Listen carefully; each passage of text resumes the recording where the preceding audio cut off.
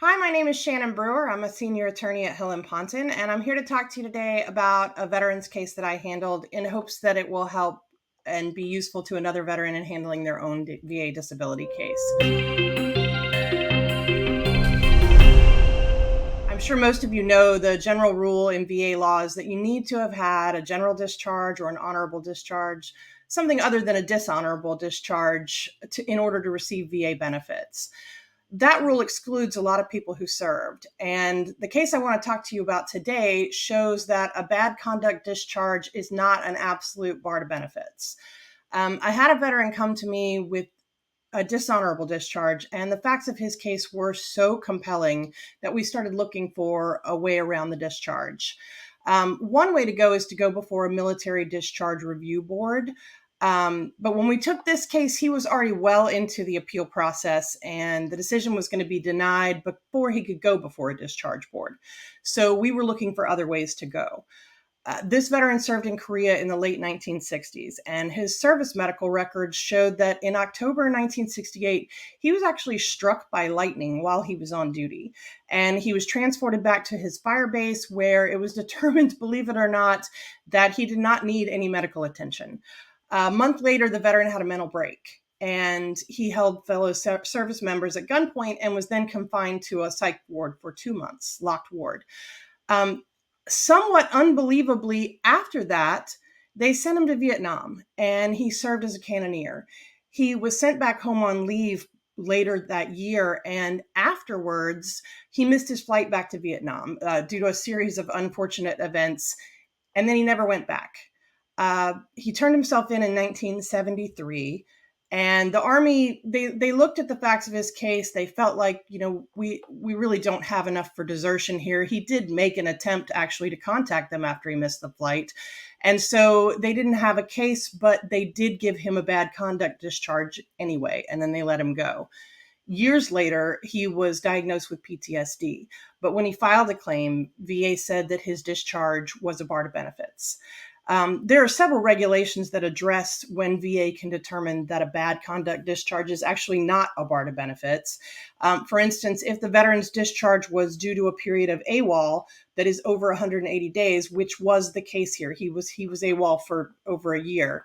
VA can determine that there were compelling circumstances, which explains his absence, and VA has to consider the quality and length of the veteran's service.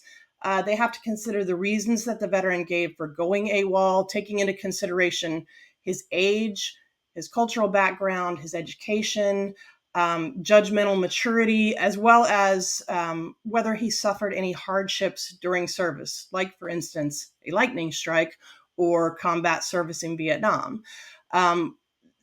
For our veteran, we were able to show that he did not miss his flight intentionally.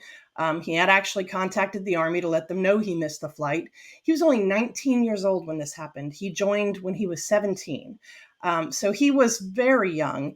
He had not finished high school. He did not have a good education. And then he was struck by lightning, put in a locked mental ward, and then was sent to combat in Vietnam. So all of those facts led to a finding that there were compelling circumstances which excused the fact that he went AWOL. As a backup in that case, and we have argued this in other cases as well, where we did not have those kind of compelling circumstances, another way to get past a bad discharge is if the veteran was what VA considers insane at the time that he committed the offense that gave him the bad discharge. So just for your information, insanity, what you see on TV for criminal cases, that's not what we're talking about here. For a criminal case, you're looking at, does a veteran or does the criminal understand that what he did is wrong? But it's a very different and much lower standard for insanity for VA purposes. So if at the time the veteran committed the act that got him the bad discharge, he did not, he was acting out of character, very out of character, not like himself. If he had a break, then you can look at that and say that he was insane at the time of the that he committed the act. That is another way to go, and we argued that as well for this veteran. But as I said, his facts were so compelling that we actually didn't even need that. But it's something to keep in mind in other cases where maybe the facts aren't as strong. The main point I want you to walk away with today is that if you did leave service with a bad discharge, but there were compelling reasons for your behavior, there is a way to make that argument to the VA. So it is not always an absolute bar to VA benefits.